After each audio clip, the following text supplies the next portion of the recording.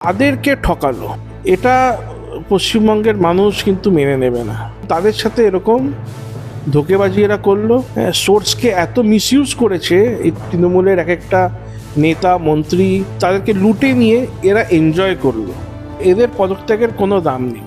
রাজীব কুমারের বিরুদ্ধে মমতা বন্দ্যোপাধ্যায় ধর্নায় নেমেছিল, সেই রাজীব কুমারকে আজকে শোকজ করা হলো এবং বিধাননগরের এক সিপি তাকেও শোকজ করা হয়েছে এবং তদন্ত শেষ না হওয়া পর্যন্ত বিধাননগরের যে ডিএসপি অনিশ সরকার তাকে সাসপেন্ড করা হয়েছে। সত্যি কি মমতার এতে গাফিলতি দেখতে পাচ্ছেন নাকি এটাও কোনো আইওয়াশ, কি বলবেন? দেখুন, এটা আইওয়াশ। এক নম্বর তো রাজীব কুমারের পক্ষে উনি ধর্নায় বসেছিলেন এবং রাজীব কুমারকে উনি রাজীব কুমারের বিরুদ্ধে অনেক অভিযোগ থাকা সত্ত্বেও এবং অনেক পুলিশ আধিকারিকের বিরুদ্ধে অনেক অভিযোগ থাকা সত্ত্বেও উনি ক্রিম স্থান দিয়েছেন।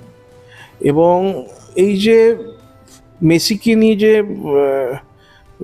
শয়তানিটা এরা করেছে, সেটা হচ্ছে পুরোপুরি সাধারণ যারা গরিব ঘরের ছেলে, সাধারণ ঘর মিডল ক্লাস ছেলে, যারা ইয়াংস্টার, যারা পয়সা জমিয়ে হয়তো পুজোর সময় দুটো টি শার্ট কিনলো, কি একটা ভালো জুতো কিনলো, কি মোবাইল ফোন একটা ভালো দেখে কিনলো, এই যারা গেছে সেখানে বেশিরভাগই এরকম ক্যাটাগরির ছেলেমেয়েরা গেছিল, তো তাদেরকে ঠকালো। এটা পশ্চিমবঙ্গের মানুষ কিন্তু মেনে নেবে না। তাদের একটাই উদ্দেশ্য ছিল গিয়ে মেসিকে দেখবে। মেসি যিনি একজন ওয়ার্ল্ড টপ ক্যাটাগরি স্টার, সেই মেসিকে দেখবার জন্য গেছিল এবং তাদের সাথে এরকম ধোঁকেবাজি এরা করলো। মন্ত্রীদের, বড় বড় পুলিশ কর্তাদের, ড্রাইভার, বাড়ির যারা কাজ করে তারা, তাদের বন্ধু বান্ধব, ফ্যামিলি নিয়ে পুরো মাঠে নেমে গেছিল তারা। সোর্সকে এত মিসইউজ করেছে এই তৃণমূলের এক একটা নেতা মন্ত্রী, তাদের চামচারা, পুলিশ আধিকারিকের ফ্যামিলি মেম্বার্স, তারা গেল মাঠে মেসিকে ঘিরে রাখলো। সাধারণ মানুষ দূর দূর থেকে এসছে, মুর্শিদাবাদ, মালদা, নর্থ বেঙ্গলের বাকি জায়গা থেকে, এদিকে পুরুলিয়া, আসানসোল, চারিদিক থেকে এসেছিল দেখতে মেসিকে। তাদের সাথে ধোঁকা হলো, তাদের পয়সায় তাদেরকে লুটে নিয়ে এরা এনজয় করলো। আমি এই সরকার কি করবে জানি না। আমি সরকারের কাছে এবং এই মানুষের জন্য যেটা আমার দাবি, সেটা হচ্ছে এদেরকে টিকিটের খরচা তো ফিরিয়ে দিতেই হবে। এরা যে টাকায় টিকিট কিনেছে এবং এরা যে যাতায়াত করেছে, যে গাড়ি ভাড়া, সেটাও দিতে হবে। এবং এরা যে নিজেদের কাজ ছেড়ে এসছে, একে পশ্চিমবঙ্গে কাজ নেই, কর্ম নামে ঢ্যাঁড়স আছে, এখানে কিচ্ছু নেই, এখানে কোনো ইয়াংস্টারদের জন্য কোনো অপরচুনিটি নেই। যারা মেধাবী তাদের জন্য কোনো অপরচুনিটি নেই। যারা সৎ, যারা সরল, যারা চুরি জানে না, তাদের জন্য পশ্চিমবঙ্গে কিন্তু খুব টাফ জায়গা। হ্যাঁ, যারা হাতের কাজ জানে, যারা চাষবাস করতে পারে, তারা নয় তবুও একটু সার্ভাইভ করে। বাকি যারা পড়াশোনা করছে, যারা বেশিরভাগই যারা গেছিলো তারা ওই শ্রেণীরই ছেলে মেয়ে, তাদেরকে সেই একদিনের পারিশ্রমিকের খরচাটাও সরকারকে দিতে হবে। এই চাপটা সাধারণ মানুষের, তাদের স্থানীয় যে প্রতিনিধি আছে তৃণমূল কংগ্রেসের, তাদের উপর সেই চাপ সৃষ্টি করা উচিত। এটা কোনো পলিটিক্যাল কথা নয়, এটা আমাদের দেশের যারা ভবিষ্যৎ, বর্তমান এবং ভবিষ্যৎ, সেই বাচ্চা ছেলে মেয়েদের কথা ভেবে আমি এই কথাটা বলছি। মেসি কাণ্ডে ক্রীড়ামন্ত্রী যে তার ইস্তফা, প্রথমে রবিশার ইস্তফা দিলেন এবং আজকে দেখা যাচ্ছে মুখ্যমন্ত্রী মমতা ব্যানার্জি সেই পদত্যাগ পত্র গ্রহণ করছে, কিন্তু অনুষ্ঠানের আয়োজককেও গ্রেফতার করা হয়েছে, অথচ নেতা মন্ত্রী যারা তারা পদত্যাগ করলেই তারা ছাড়া পেয়ে যান। এর বিরুদ্ধে কি কোনো ব্যবস্থা নেওয়া হবে না? দেখুন, এদের পদত্যাগের কোনো দাম নেই। জাস্ট একটা কাগজে সই করে দিল, কিন্তু তার কোনো গ্রহণযোগ্যতা সাধারণ মানুষের কাছে নেই। সাধারণ মানুষ, আমরা যেটা জানি সেটা হচ্ছে এদের যথেষ্ট পাওয়ার আছে। এরাই জাস্ট নামমাত্র সরিয়েছে, পদত্যাগ গ্রহণ করেছে এবং যে অর্গানাইজার তাকে অ্যারেস্ট করেছে। যেরকম আমাদের দাবি হচ্ছে এইগুলোকে অ্যারেস্ট করতে হবে, আন্ডার কাস্টডি নিতে হবে এবং মমতা বন্দ্যোপাধ্যায় সব দায়িত্ব নিয়ে উনি আগে রিজাইন করুক। মেসির নাম করে সাধারণ মানুষের চামড়ায় ওই কোল্ড ড্রিঙ্ক পান করে না মানুষ, পাইপে করে টানে, ওই সাধারণ মানুষের গায়ের ভেতর ওই পাইপ দিয়ে উনি রক্ত চুষে খেয়েছেন মেসির নাম করে। এই যে ঘটনা ঘটলো তারপর অব্দি এখনো পর্যন্ত অনেকদিন কেটে গেছে, একটা টাকাও ফেরত হয়নি, এটা কি বিচারিতা নয়? অবশ্যই দ্বিচারিতা। আর এটা আরও করতে পারছে, মানে এই মানে যে ঘটনাটা ঘটেছে, এরা এত ক্যাজুয়াল আছে, এটা ক্যাজুয়াল থাকতে পারছে এই জন্যই, তার কারণ যতজন সল্টলেক স্টেডিয়ামে সেদিনকে ছিল, আপনি লক্ষ্য করে দেখবেন 99.99% হচ্ছে হিন্দুরা ছিল। ওটাই যদি 100% কি 50% যদি মুসলিমরা থাকতো, ছাল চামড়া ছাড়িয়ে নিত এই নেতাগুলোর। যেহেতু 99% হিন্দু, সেহেতু ওরা এই আরও বদমাইশি করছে মমতার তৃণমূল। কিন্তু তাদের মধ্যে অনেকে সেকুলার থাকতে পারে, কিন্তু এই অ্যাডভান্টেজটা মমতা এবং তার তৃণমূলের নেতারা নিতে পারছে এই জন্যই, কেন তার মধ্যে মেজরিটি হচ্ছে 99% হিন্দু ছিল। তারা জানে এরা মাঠে হয়তো একটা আন্দোলন করেছে কিংবা প্রোটেস্ট করেছে, ভাঙচুর করেছে, সেই মানুষগুলো যদি এক হয়ে রাস্তায় নামে তাহলে কিন্তু এরা সোজা হয়ে যাবে। কিন্তু দুঃখের বিষয়, আমাদের সেরকম হিন্দুদের আজকের দিনে দাঁড়িয়ে সেই মেকানিজম নেই, নাহলে এদের সোজা করা খুব একটা ব্যাপার নয়। মাঠে দেখা গেছে বেশিরভাগই মমতা ব্যানার্জির আত্মীয় স্বজন এবং মমতা ব্যানার্জি মানে তৃণমূলের নেতা নেত্রীরাই ছিলেন, কিন্তু মমতা ব্যানার্জি বলছে একটি তদন্ত কমিটি করা হবে, কিন্তু তদন্তটা কার বিরুদ্ধে হবে? ওনার ফ্যামিলির বিরুদ্ধে? যেমন তদন্ত তো তদন্ত হবে, কিন্তু তদন্ত কি করবে? তো স্ক্রিনে দেখা যাচ্ছে, লাইভে দেখা যাচ্ছে, লক্ষ মানুষ তার সাক্ষী। এখানে তদন্ত হতে কতক্ষণ টাইম লাগে? সব কটাকে হুইপ জারি হোক আর সব কটাকে জেলে ঢোকাক, চাবুক দিয়ে পেটাক আর জেলে ঢোকাক এই লোকগুলোকে, অসভ্য নির্লজ্জ। ওরা তো হোটেলে গিয়ে দেখা করতে পারতো। ওরা তো একটা এলিট ক্লাসে বিলং করে, ওদের নিজেদের মনে করে। তোরা মাঠে নামলো কেন? মাঠে তো টিকিট কেটেছে সাধারণ লোকেরা। তো এই বদমাইশগুলো, এই অসভ্য লোকগুলো কেন মাঠে নেমেছে? এরা যে যে কোনো সময় বিদেশে বেড়াতে যাচ্ছে। এদের মধ্যে আপনি বেশিরভাগকে দেখবেন এরা ওয়ার্ল্ড কাপ দেখতে গেছিল। এরা ওয়ার্ল্ড কাপ ফুটবল যেটা হয়েছিল সেগুলো দেখতে যায়। অনেকে আছে এর মধ্যে, প্রত্যেক মানে যে ওয়ার্ল্ড কাপ হয় 4 বছর 5 বছর অন্তর যে ওয়ার্ল্ড কাপ হয় তারা দেখতে যায়, এর মধ্যে অনেকে আছে। তো তাদের এত কি হলো, তারা এখানে মাঠে ভিড় করে সাধারণ মানুষের সাথে ধোঁকেবাজি করলো?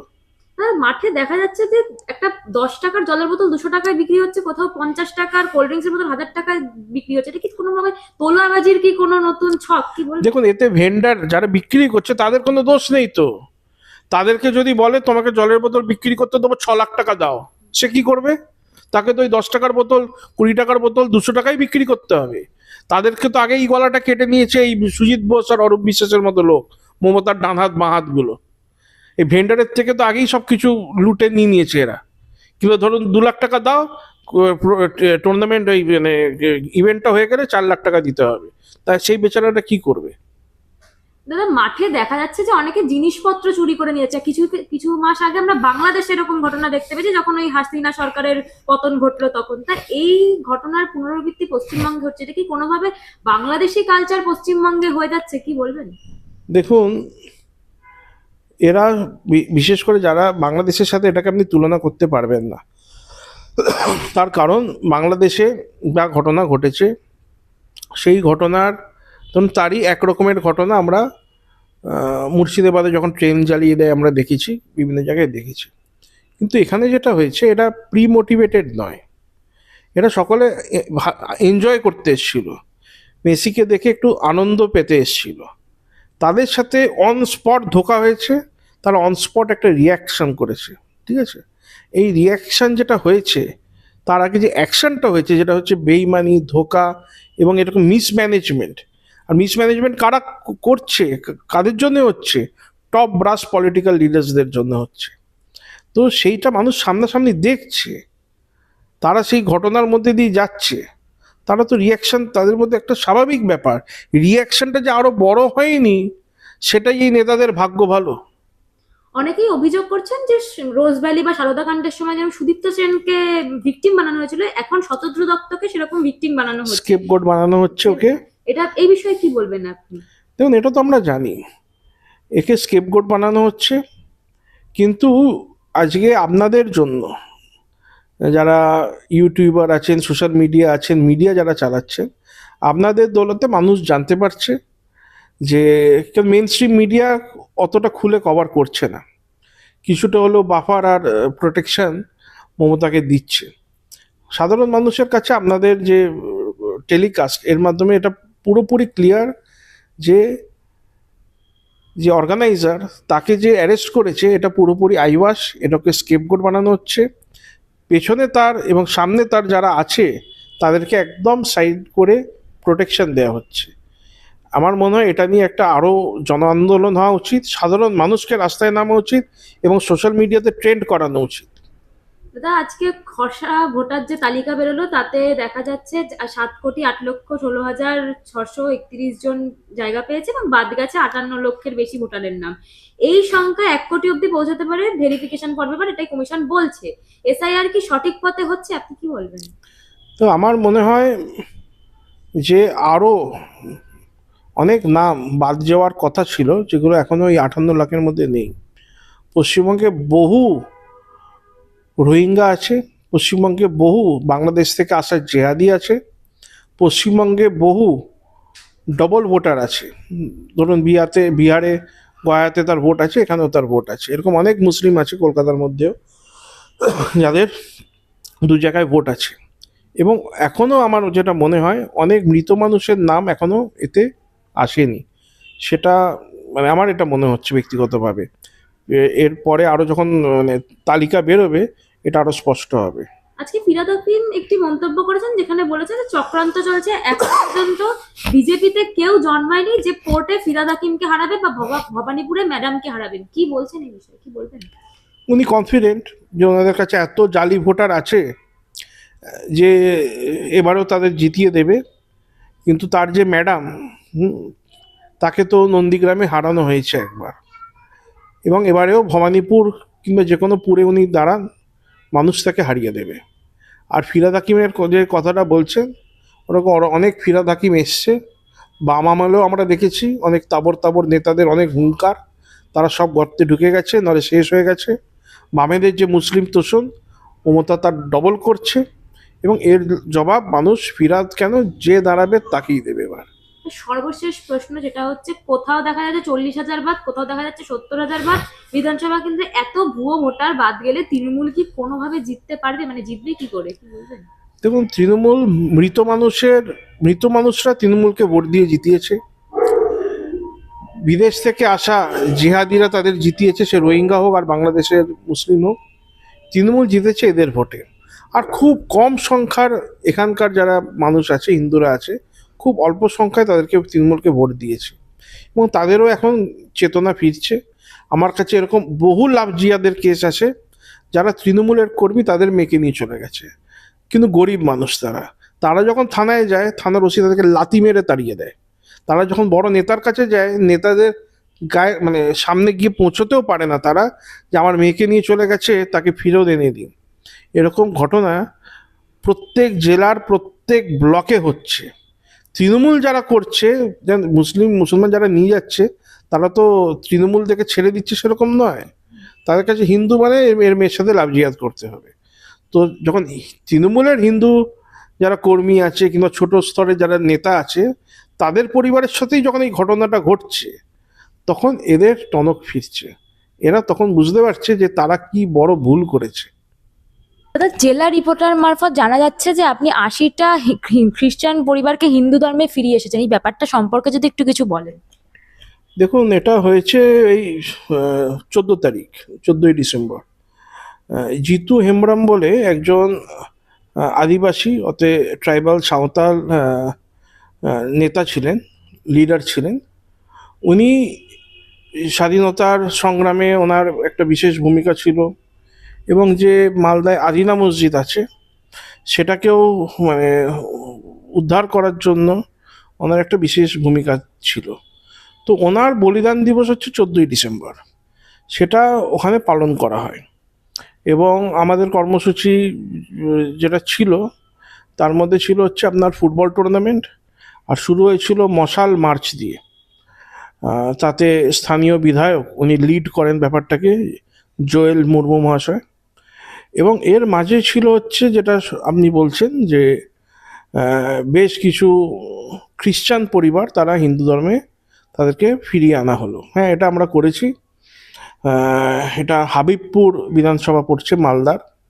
তো সেখানে প্রায় 1 জেনারেশন 2 জেনারেশন আগে বহু পরিবারকে, বহু মানুষদের খ্রিস্টান করা হয়েছিল। লোভ দেখিয়ে, ভুল বুঝিয়ে তাদের খ্রিস্টান করা হয় এবং তারা সেটা পালন করতে থাকে। এমনকি ওখানে কেউ মারা গেলে সেখানে খ্রিস্টানদের যেমন কবর দেওয়া হয়, সে কবর দেওয়া হয়, উপরে ক্রস করে দেওয়া হয়।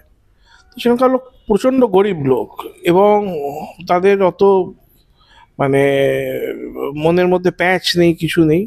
সেই সাদা সিধে সরল মানুষগুলোকে তারা মিশনারিজরা ভুল বুঝিয়ে খ্রিস্টান করে।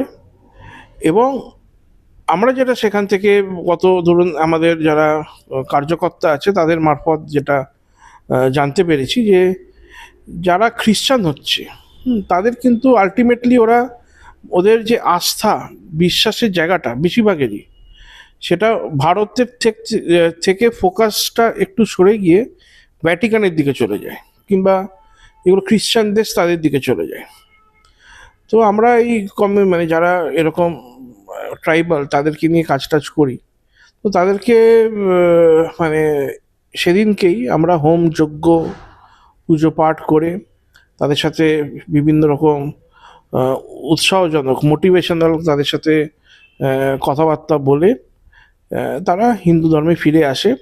এবং খুব পজিটিভ যে ব্যাপারটা, এই 80টা পরিবারের যারা মহিলা সদস্য তারাই তাদের পরিবারকে রিপ্রেজেন্ট করছিল এবং তারাই তাদের পরিবারের হয়ে যে হোম যজ্ঞ আহুতি, হ্যাঁ, পুজো পাঠ, হ্যাঁ, এগুলো সব তারাই পরিবারকে লিড করেছে পরিবারের হয়ে।